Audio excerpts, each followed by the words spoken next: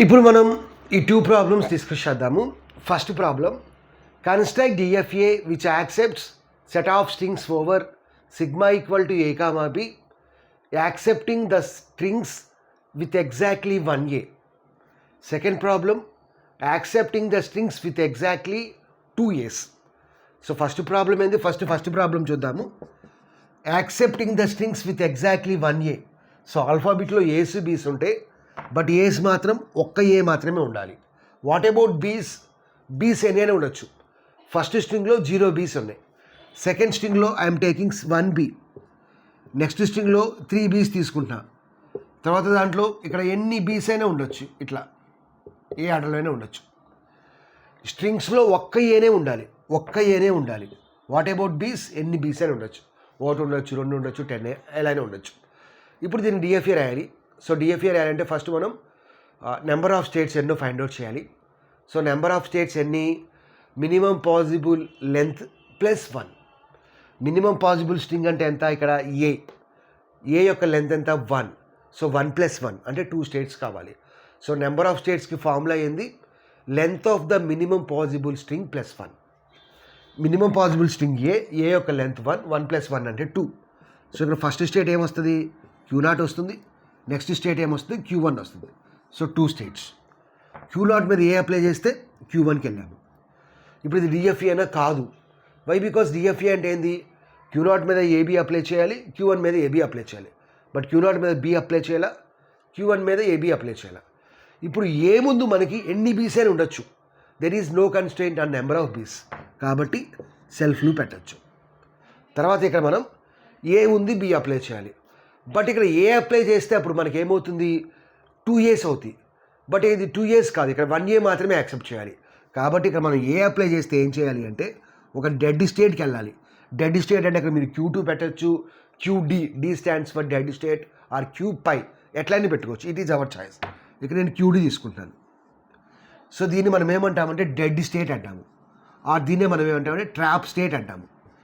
అంటే dead state are trap state అంటే ఏంటంటే దాని నుంచి మనం ఏ స్టేట్కి వెళ్ళలేము, ఇంకా అక్కడ చనిపోతూ అక్కడ ఉండిపోవటమే. ఇప్పుడు డెడ్ స్టేట్ మీద ఎన్ని ఏసి ఎన్ని బీస్ అప్లై చేసినా అక్కడే ఉంటాము. వేరే ఇక్కడ మనకి ఏ చేసిన తర్వాత Q1 మీద బి అప్లై చేయాలి. ఇప్పుడు Q1 మీద ఎన్ని బీస్ అయినా అప్లై చేయొచ్చు. వై? బికాజ్ ఇక్కడ ఒక్క ఏ ఉండాలి, ఒక్క ఏ తర్వాత ఎన్ని బీస్ అయినా ఉండొచ్చు. సో ఈ విధంగా సాల్వ్ చేస్తాం. Let us take the string BA+B. So Q0 మీద బి అప్లై చేస్తే Q0 దగ్గర ఉన్నాము, Q0 మీద ఏ అప్లై చేస్తే Q1 దగ్గర ఉన్నాము, Q1 మీద 2 బీస్ అప్లై చేస్తే Q1 దగ్గర ఉన్నాము.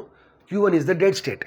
సపోజ్ ఇక్కడ ఏ ఉంది అనుకోండి, అంటే 2 ఏస్ ఉన్నాయి. 2 ఏస్ ఉంటే సపోజ్ ఇక్కడ ఇట్లా ఉంది, ఒక 3 ఏస్ ఉన్నాయి అనుకోండి. ఇప్పుడు ఇది ఏమని రావాలి? రిజెక్టెడ్ రావాలి. ఓకే, చూద్దాం ఒకసారి. Q0 మీద బి అప్లై చేస్తే Q0 మీద ఏ అప్లై చేస్తే Q1 మీద 2 బీస్ అప్లై చేస్తాం, Q1 దగ్గరే ఉన్నాము. నెక్స్ట్ Q1 మీద ఎప్పుడైతే సెకండ్ ఏ అప్లై చేస్తామో డెడ్ స్టేట్కి వెళ్ళాం. ఇప్పుడు డెడ్ స్టేట్ మీద మీరు ఎన్ని ఏసి ఎన్ని బీస్ అప్లై చేస్తే అక్కడే ఉంటారు. So that string is rejected.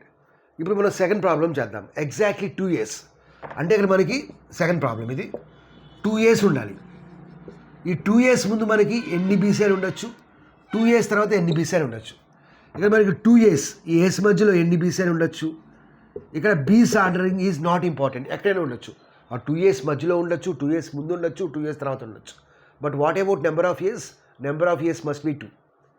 ఇప్పుడు దీనికి డిఎఫ్ఏ డిజైన్ చేయాలి. అంటే first number of states find out చేయాలి. నెంబర్ ఆఫ్ స్టేట్స్ ఎలా వస్తుంది? Length of the minimum possible string plus 1. Minimum possible string అంటే ఏ యొక్క లెంత్ అంతా 2 + 1 అంతా 3. సో 3 స్టేట్స్ కావాలి.